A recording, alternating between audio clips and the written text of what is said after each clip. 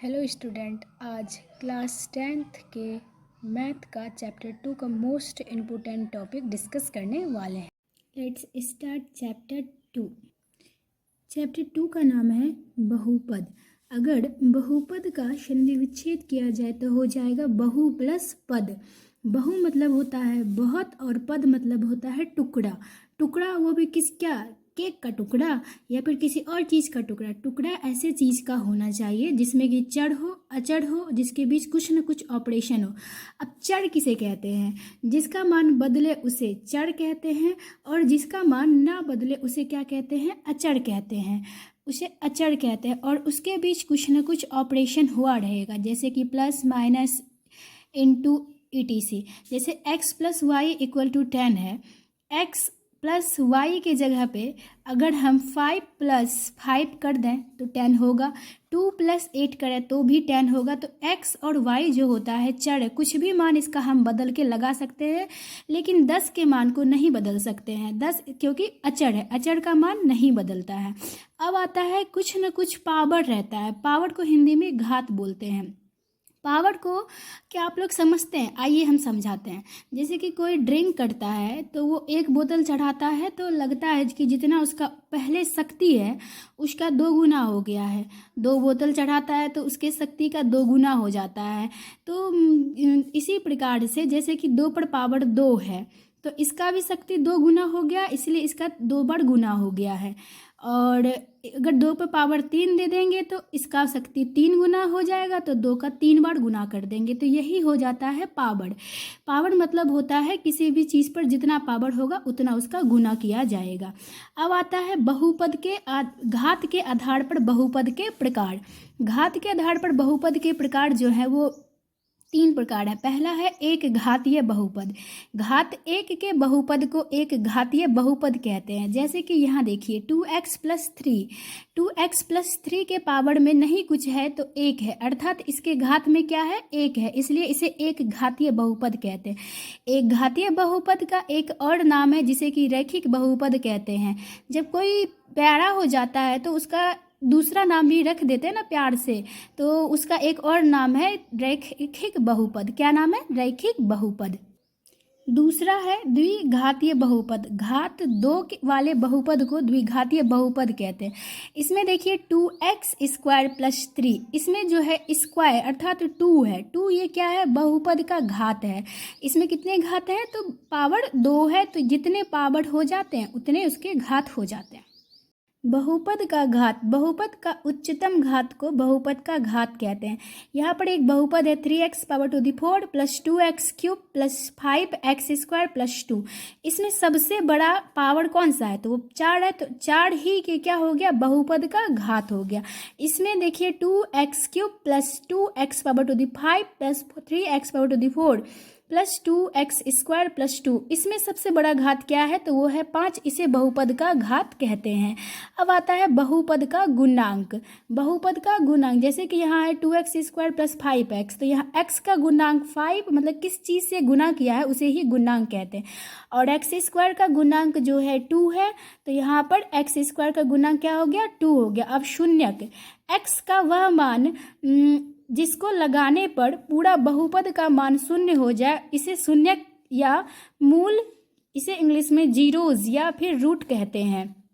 Root कहते जैसे रैखिक बहुपद का मानक रूप ax प्लस b होता है। एक इक्वेशन लेते हैं 5x प्लस 2, इसका एक एग्जाम्पल हो गया। अब इसका शून्यक कैसे निकालेंगे? मतलब x का क्या मान रखें जो इस पूरे इक्वेशन को क्या कर दे? 0 कर दे। तो इसको निकालने के लिए सबसे पहले जो इक्वेशन दिया रहता है उसको हम 0 के बराबर लेते हैं। तो यहाँ देखिए मैंने सबसे पहले इसको 5x प्लस 2 इक्वल टू 0 किया।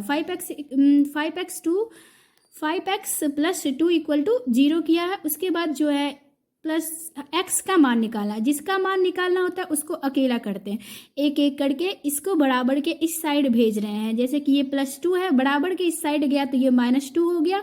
और ये 5 इंटू एक्स मल्टीप्लाई में है, और मल्टीप्लाई जब बराबर के उस साइड जाता है तो वो डिवाइड में हो जाता है। तो x इक्वल टू क्या हो जाएगा? -2/5।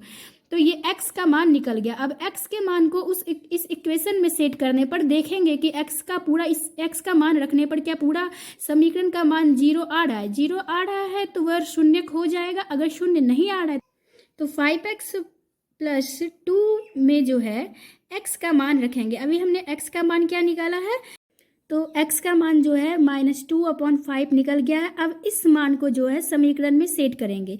क्या x का मान -5/2 रखने पर समीकरण का मान शून्य आता है? अगर शून्य आ जाता है तो वह शून्यक है, नहीं शून्य आता है तो शून्यक नहीं है। 5x प्लस 2 में x के जगह पे जो है -2/5 लगाया गया है। इसमें देखिए 5 कट गया, क्या बचा -2 और +2। -2 और +2 जब समान संख्या और चिन्ह भिन्न हो तो दोनों कट जाता है। कटने के बाद जो है इसका मान 0 हो गया, अर्थात 5x प्लस 2 में जो है -2/5 जो है एक शून्यक इसका है, क्योंकि यह समीकरण के मान को क्या कर दिया है, शून्य कर दिया है। अब आता है द्विघात बहुपद। इसमें एक था तो 0 कट बराबर करके तो निकाले, लेकिन द्विघात समीकरण में अब कैसे करेंगे। द्विघात बहुपद का मानक रूप ax² plus bx plus c होता है। इसका एक एग्जाम्पल लेते हैं, 2x² प्लस 5x प्लस 3। अब इसमें 0 के बराबर करके तो नहीं निकाल सकते हैं, इसके लिए गुणनखंड विधि से जो है x का मान निकालेंगे। देखते हैं इसमें x का मान कितना निकलता है। गुणनखंड विधि से इसका मान निकालते हैं। 2x² प्लस 5x प्लस 3, यहाँ पर 2 और 3 को क्या कर देना है, गुना कर देना। जब इसको हम गुना करेंगे तो क्या निकल जाएगा, 6x² निकल जाएगा। अब 6x² को इस तरह से तोड़ा जाए ताकि गुना करने पर 6x² आ जाए और जोड़ने पर बीच वाला आ जाए, बीच वाला अर्थात 5x आ जाए। तो इसको 2 और 3 में अगर तोड़ा जाए तो ऐसा हो जाएगा। ऐसा क्या हो जाएगा, हो जाएगा 2x plus 3x equal to 5x और 2x into 3x equal to 6x²। जो बनना था वो बन गया। तो 2x² प्लस 5x के जगह पे हम क्या लिखे, 2x प्लस 3x प्लस 3। अब यहाँ पर 2x² प्लस 2x में देखिए क्या चीज़ कॉमन है, तो 2x का कॉमन है। और क्या बचता है इसमें से, कॉमन किसे कहते हैं, जो चीज़ दोनों में मौजूद हो उसे कॉमन कहेंगे। तो 2x² प्लस 2x को देखा जाए तो दोनों में क्या है, 2x है।